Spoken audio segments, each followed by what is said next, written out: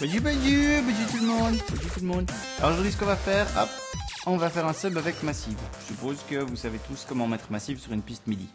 Donc, première chose à faire, s'excuser parce qu'on est dans un bunker, enfin, un studio normalement, mais c'est encore un bunker, donc ça résonne énormément. Il y a presque pas de meubles et c'est hyper grand. Du coup, on a l'impression d'être dans une cathédrale, mais c'est pas plus mal. Ça donne un petit côté biblique au tutoriel. Oui, j'aime bien, j'aime beaucoup, j'aime beaucoup.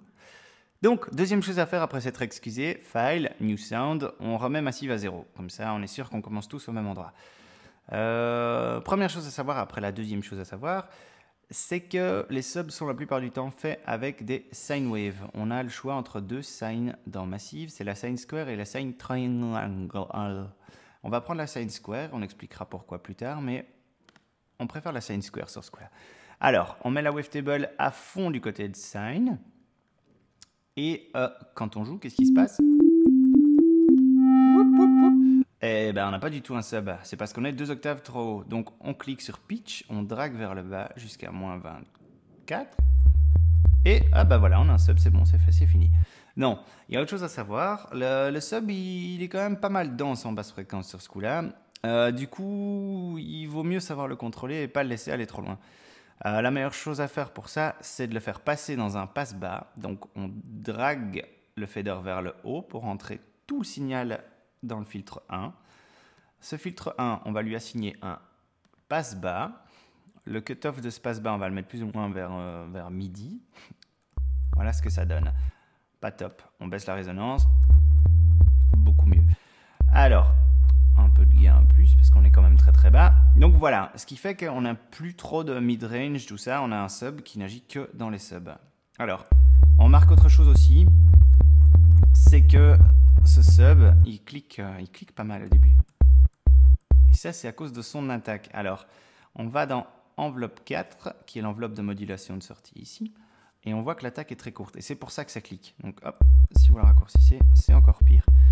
Ça peut être sympa dans le cas où il n'y a qu'un sub qui joue. Maintenant, si le sub joue avec un kick, ils vont clasher ensemble. Et deux gros qui clashent ensemble, ça fait un long combat lourd et ça se termine jamais. C'est long et ça se passe mal et c'est pas bien. Donc on n'a pas envie que le sub clash en même temps que le kick. Donc ce qu'on va faire, c'est qu'on va allonger l'attaque du sub jusqu'au mieux de 10 litres plus ou moins. Diminuer un peu le level pour avoir quelque chose de... Ah, une mouche! Il y a des mouches partout. Pour avoir quelque chose d'un peu plus linéaire. Et voilà. Ah, ça a l'air mou comme ça. Mais avec un kick qui frappe en début, on a un sub qui s'étend et qui donne toute son attaque juste après la frappe du kick. Et du coup, ça donne un peu un effet sidechain, compresseur comme ça, qui renforce le kick une fois que le kick a fini de donner tout ce qu'il avait. Ça fait beaucoup de fois kick, hein? Ah oui. Voilà. Bon, moi je vous conseille de le faire comme ça. Maintenant, si vous voulez une attaque plus courte, hop. Attaque plus courte, ça c'est à vous de voir, mais bon, je préfère comme ça. Augmenter le master histoire de ne pas devoir mettre trop de gains plus tard. Ne pas oublier dans la voicing tab de se mettre en mono, en sub, toujours en mono. Enlever les effets inutiles, enlever le noise, ça ne sert à rien. Hop, dans les EQ, allez booster les basses fréquences, diminuer le master du coup. Voilà. Un petit boost dans les basses fréquences, voilà. Et on a un beau sub bien rempli. J'espère qu'on n'a pas dépassé 3 minutes. On a fait un sub en moins de 3 minutes. Maintenant, pour ceux qui veulent aller un peu plus loin, on va aller un peu plus loin. On a un beau sub.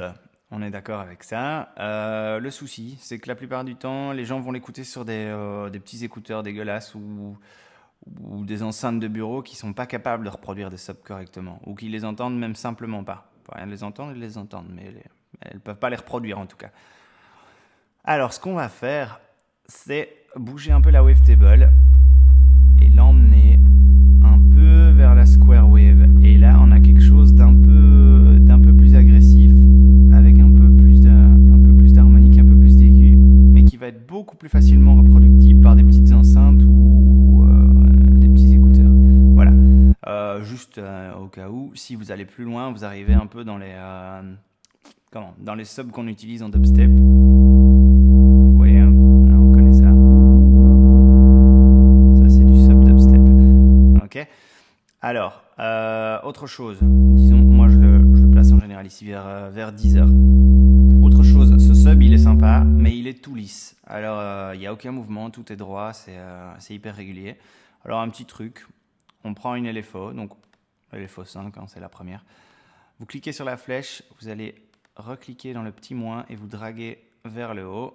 Et voilà, il y a un petit peu de mouvement. Vous entendez que on a ce petit clic. On a un boum, mais on veut pas ça. On veut quelque chose de linéaire. Ça, c'est dû au fait que le crossfader de Massive de base est juste entre les deux formes de LFO. Okay. Ce qu'on veut, c'est une sinusoïde pleine. Du coup, hop, on drague le fader vers le haut à 100% et on a juste une sinusoïde. C'est beaucoup mieux. Voilà, vous l'entendez peut-être pas, mais il y a déjà un peu de mouvement. Alors, ce qu'on peut faire pour ajouter un peu de mouvement, c'est... Donc, on reclique sur les flèches. Hop, on envoie cet LFO dans la source du pitch de l'oscillateur 1. Et du coup, si on drague un peu, on va avoir une légère modification du pitch. C'est pas plus mal. C'est pas plus mal. Ça bouge un peu. Voilà. Alors ça, c'est la base. Maintenant, si vous voulez régler un peu plus facilement cette modification de pitch, en tout cas la vitesse à laquelle ça bouge, un petit truc. Vous augmentez tout ça. Vous réglez la vitesse de votre LFO jusqu'à ce qu'elle vous convienne. Et une fois qu'elle est correcte, vous redescendez vers quelque chose d'un peu plus subtil. Je conseille de rester en dessous de 15 parce que ça commence déjà à s'entendre. Voilà. Et là, on a un peu plus de mouvement. Alors, autre chose. Si vous voulez utiliser le sub dans d'autres circonstances, il y a quelque chose de sympa. C'est plus juste un sub, là ça devient carrément une basse. Hop, vous le mettez en 2, 3 ou même 4 pour ce qui est de l'unisono. Hop, vous changez le pitch cutoff en on.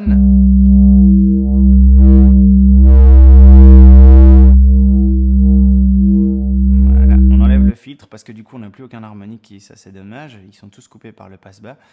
Hop.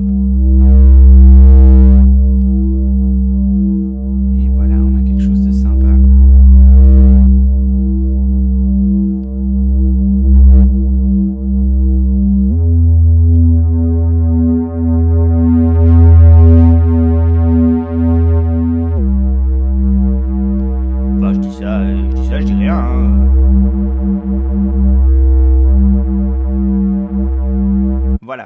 Voilà, bah, c'était comment faire un sub et dériver un peu tout ça pour en faire autre chose. J'espère que ça vous a plu, j'espère que la cathédrale vous a pas trop emmerdé, en tout cas pas autant que les mouches m'ont emmerdé moi. À la prochaine.